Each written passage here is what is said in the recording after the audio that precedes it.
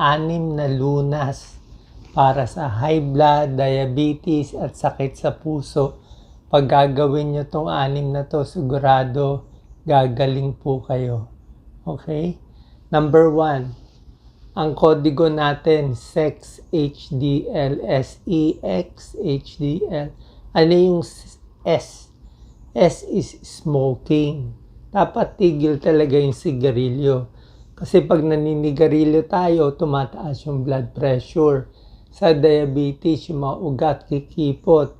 Sa sakit sa puso, nako, pwede ma-heart attack pag naninigarilyo. Kung yan lang tatanggalin nyo, napakaganda. Pangalawa, eating. Yung pagkain natin, kailangan ayusin. Unang-una yung alat, kailangan bawasan. Mga tosino, mga instant noodle, processed food, hotdog, nakakataas po ng blood pressure yan. Bawasan nyo lang yung alat na kinakain nyo, bababa na yung blood pressure. So yung alat, masama po talaga. Pagdating sa pagkain, isa-isahin natin. Paano ang karne, baboy, baka? Pwede naman kumain, wag lang masyado marami. Ang pagkain ng karne, ganito lang kalaki. Itong palad lang natin. Hindi kasama ang daliri, yung palad lang. Pero kung makakaiwas tayo sa baboy, baka, mas maganda. Subukan na lang ang isda. Okay? Pwede rin manok, chicken breast. Tatanggalin yung balat. Alam ko masarap yung balat. Pero medyo mataas sa cholesterol. Isda, pwede kumain ganito rin karami. Okay? Palad ng isang tao. Pagdating sa gulay, pwede kumain ako. Laging gulay ang ulam ko. Anong klaseng gulay? Simple lang. Niluluto lang sa kamatis, sibuyas, walang sahog. Napakasarap. Damihan mo na yung kamatis, damihan mo na yung sibuyas, malasa na ito.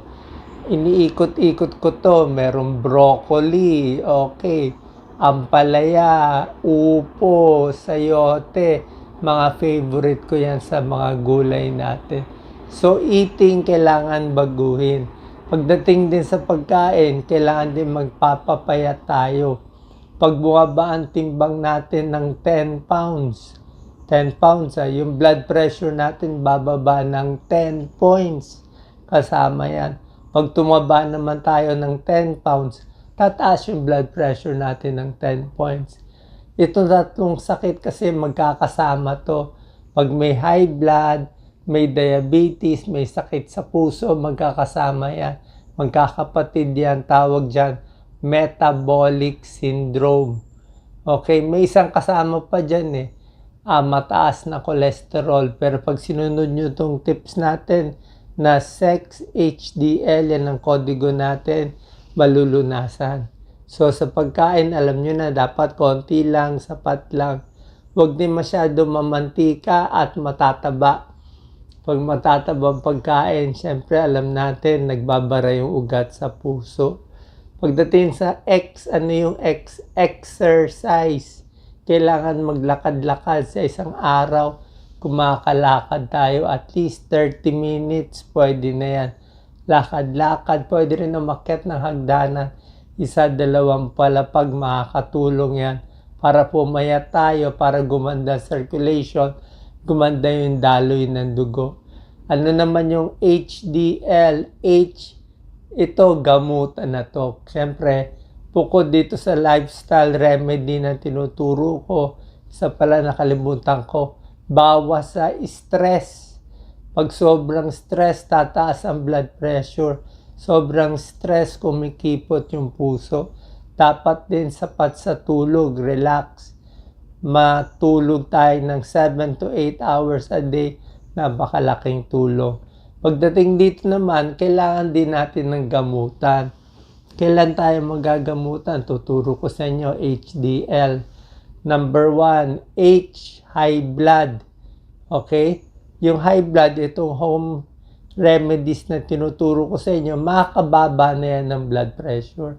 Sigarilyo, bawas, alat, exercise, makakababa na yan.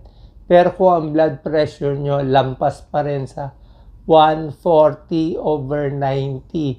Paglampas pa rin dyan, lalo na kung 160/100, kailangan na ng gamutan.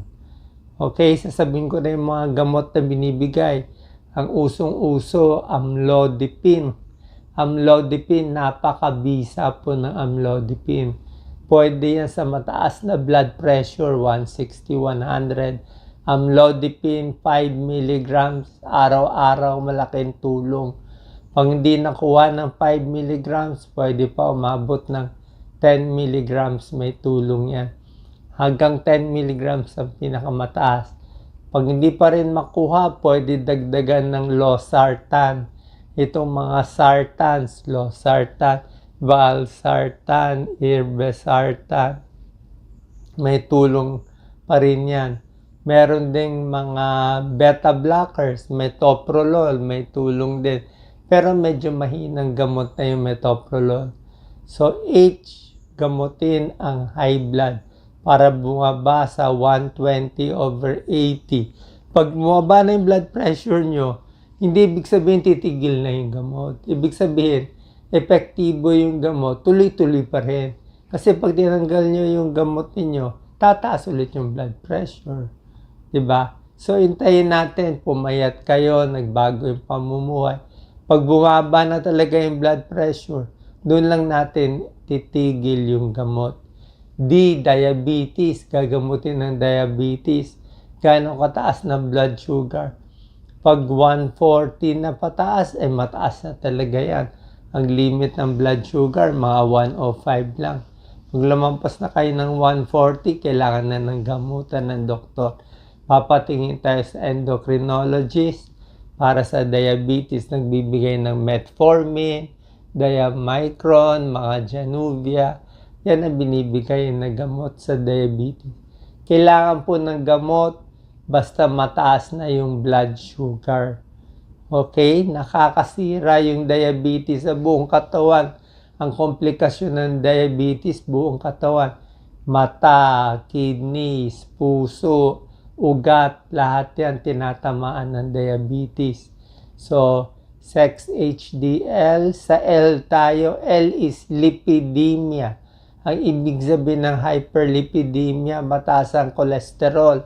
Kadalasan, yung mga may high blood diabetes, sakit sa puso, mataas din yung kolesterol nila.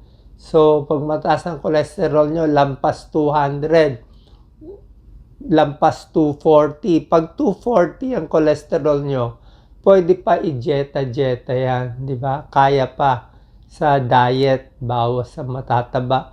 Pero pag lampas na 280, ay mataas na masyado yan. Nag-uumpisa na tayo ng gamot.